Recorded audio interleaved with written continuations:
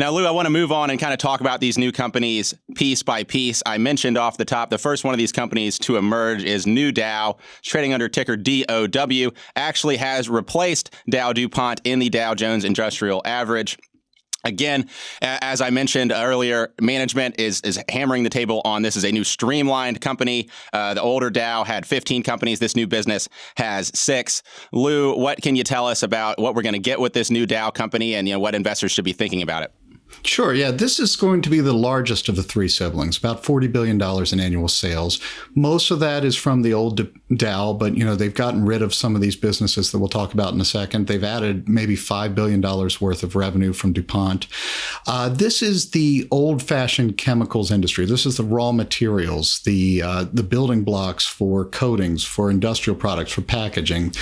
This is in some ways a commodity play. It's not sort of the finished products, so it can be cyclical.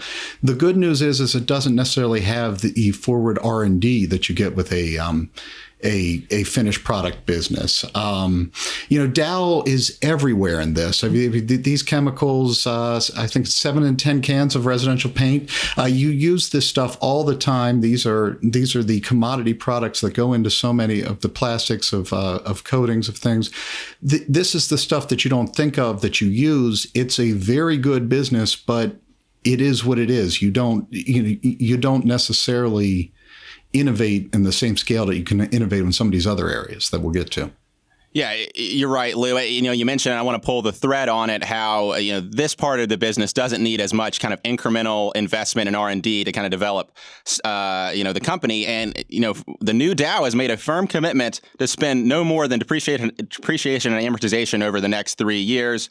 They want to focus on cheaper products. They're really going to focus on, returning capital to shareholders and not investing as much into new developments at the business, going to realize some cost synergies. And when you look at this strategy, for the new Dow to kind of keep spending as tight a lid on spending as you can and just pump money back to shareholders through dividends and buybacks.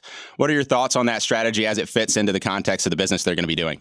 Sure. And part of this is the case for that original merger because neither company was running at 100%. If you put Dow together with the DuPont assets, you have capacity to produce more product without the massive capital spending that you may normally need to expand. So that's only going to last for so long, obviously, but it depends on the cycle. But you can look out the next 3 years and say we have room to expand with the economy without massive capex projects.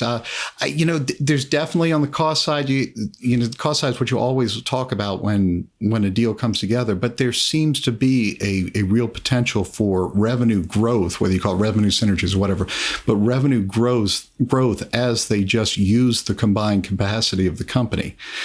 So I believe it. I think that I think this is a pretty easy target for them to hit, and I expect they should be able to run the business with growth without the capex to some extent for a while.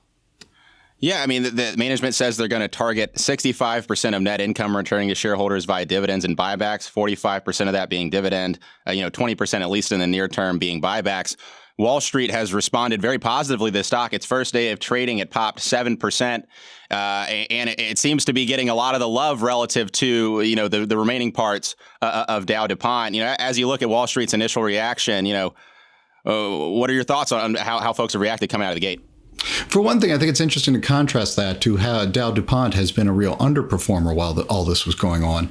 I think this speaks to, again, the logic of the deal, that there are different parts of the market maybe that'll be interested in these different companies, but there is demand for a Dow company profile type of stock without the other things. So I think it speaks well to hopefully the bigger plan down the line. There's a lot going on. You mentioned that Dow replaced DowDuPont in the Dow index. I would think that some of what we're seeing could be noise right now, where it is just people buying in because it's part of the index, things like that. But this is a good company. And again, I do believe that, for a certain profile of investment where you're looking for this stable, predictable company without the baggage or upside even of some of these other businesses that yes, there is a demand for it. And yes, this is to the point of what they were trying to accomplish. This is our first chance to see how it may look out in the wild. And so far, so good.